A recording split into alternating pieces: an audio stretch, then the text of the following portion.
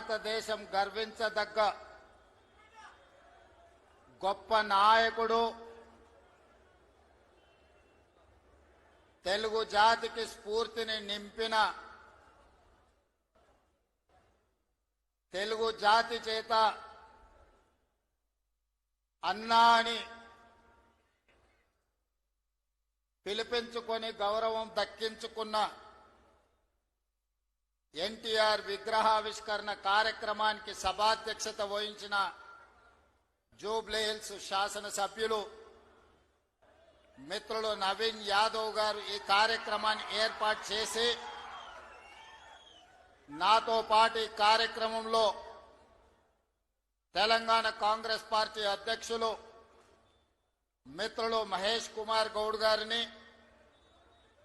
సహచర మంత్రివర్గ సభ్యులు తుమ్మల నాగేశ్వరరావు గారిని, హైదరాబాద్ ఇన్ఛార్జ్ మంత్రివర్యులు మిత్రులు పొన్నం ప్రభాకర్ గారిని, మరొక సహచర మంత్రివర్గ సభ్యులు అజరుద్దీన్ గారిని, అదేవిధంగా మేమందరం అభిమానించే నాయకులు మండవ వెంకటేశ్వరరావు గారిని, రాజ్యసభ సభ్యులు అనిల్ కుమార్ యాదవ్ గారిని, మరో రాజ్యసభ సభ్యులు వేం నరేందర్ రెడ్డి గారిని, షేర్లింగంపల్లి శాసనసభ్యులు అరకపూడి గాంధీ గారిని, అదేవిధంగా తెలుగు కాంగ్రెస్ పార్టీ నాయకులు బండి రమేష్ గారిని, అదేవిధంగా నల్గొండ పార్లమెంట్ సభ్యులు మిత్రులు కుందూరు రఘువీర్ గారిని, నాగార్జున సాగర్ శాసనసభ్యులు జయవీర్ గారిని,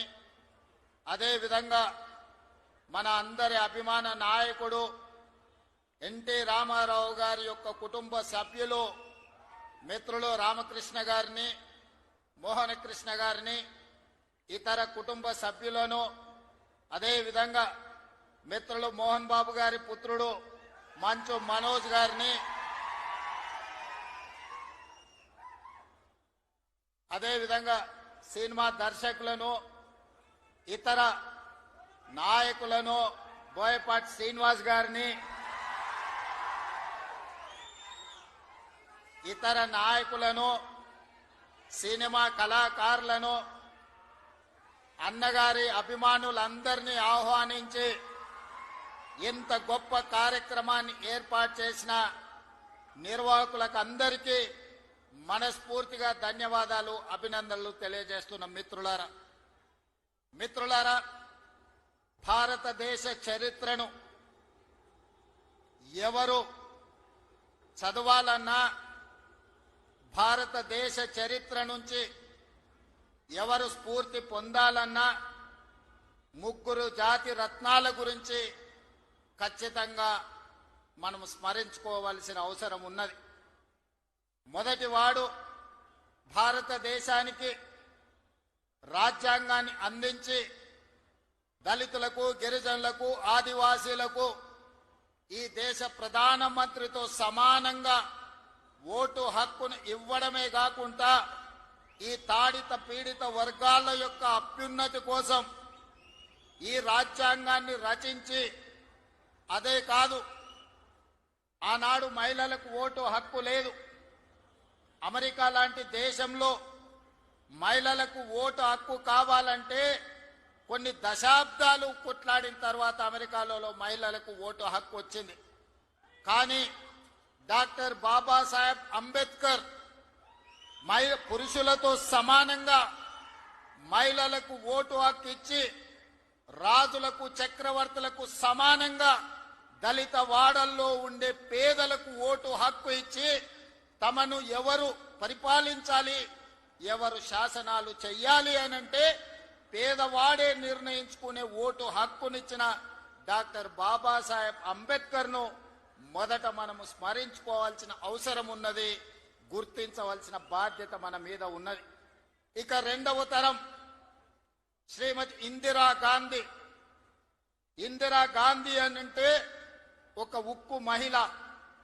ఈ మహిళా స్ఫూర్తి ప్రపంచ దేశాల ముందు ఈ దేశాన్ని తలెత్తుకొని నిలబెట్టే విధంగా ఒకనాడు రాచరికాలు, రాజభరణాలు జమీందారులు, జాగీర్దారులు, భూస్వాముల చేతుల్లో లక్షలాది కోట్లాది ఎకరాల భూములు ఉన్నప్పుడు అధికారం వాళ్ళ చేతుల్లోనే ఆయుధమై పేదలను హింసిస్తున్నప్పుడు ఈ దేశ ప్రధానమంత్రిగా బాధ్యత చేపట్టిన శ్రీమతి ఇందిరాగాంధీ గారు రాజభరణాలను రద్దు చేయడమే కాదు, భూస్వాముల దగ్గర, జమీందారుల దగ్గర ఉన్న కోట్లాది ఎకరాల భూములను ఆనాడు ఈ ప్రాంతంలో నిరంకుశ నిజాం సర్కార్కు వ్యతిరేకంగా సాయుధ రైతాంగ పోరాటం చేసి భూమి కోసం, భుక్తి కోసం, విముక్తి కోసం యుద్ధమే చేసిన పేదల కోసం భూ సంస్కరణలు తీసుకొచ్చి భూమి రాజుల దగ్గర ఉన్న,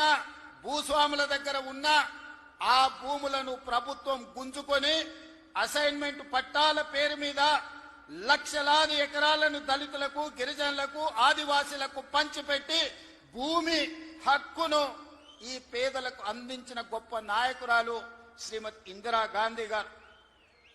ఈనాడు జరుగుతున్న పరిణామాలు చూస్తున్నాం, యుద్ధాలు చూస్తున్నాం, యుద్ధాలలో భారత ప్రధానమంత్రుల లొంగుబాటును చూస్తున్నాం.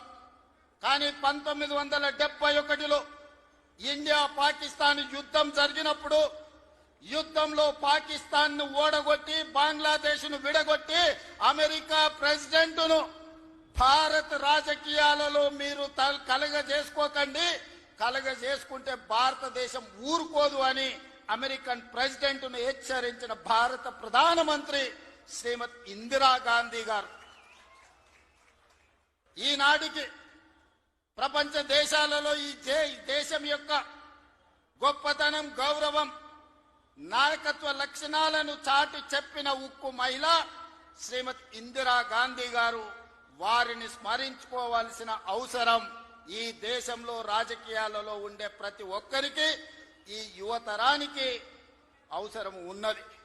ఇక మూడో తరం, ఆ తరం గురించి నేను చెప్పాల్సిన అవసరం లేదు. మూడు పదాలు, ఎన్టీఆర్. ఈ 3 అక్షరాలు నీతి, నిజాయితీ, నిబద్ధత, ఉక్కు సంకల్పం కలిగిన నాయకుడు ఎవరైనా ఉన్నారు ఈ దేశంలో అంటే తెలుగు జాతి గర్వించదగ్గ బిడ్డ ఎన్టీఆర్.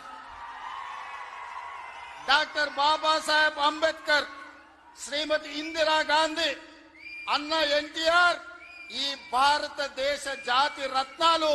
ఈ జాతి రత్నాలు ఈ దేశం ఉన్నంతకాలం, మానవుల మనుగడ ఉన్నంతకాలం వారి కీర్తి ప్రతిష్టలు, వారి నిర్ణయాలను మనం స్మరించుకోవాల్సిన బాధ్యత ఈ రోజు మన అందరి మీద ఉన్నది. మిత్రులారా, ఈనాడు ఈ కార్యక్రమం తీసుకుంటున్నప్పుడు చాలా మంది చాలా రకాలుగా మాట్లాడుతున్నారు. కాంగ్రెస్ పార్టీ ముఖ్యమంత్రి, పిసిసి అధ్యక్షుడు ఎన్టీఆర్ గారి విగ్రహాన్ని ఏ విధంగా ఆవిష్కరిస్తారు, లేదా ఎన్టీఆర్ గారిది ఆంధ్రప్రదేశ్ హైదరాబాదు నగరం నడిపొడ్డున ఎన్టీఆర్ విగ్రహాన్ని పెడతారా అని కొంతమంది మాట్లాడుతున్నారు. ఈ రోజు నేను స్పష్టంగా ఒక మాట చెప్పదలుచుకున్నా. కులాలకు, మతాలకు, ప్రాంతాలకు, భాషలకు అతీతంగా ఈ దేశం గర్వించదగ్గ నాయకుడు ఎన్టీఆర్.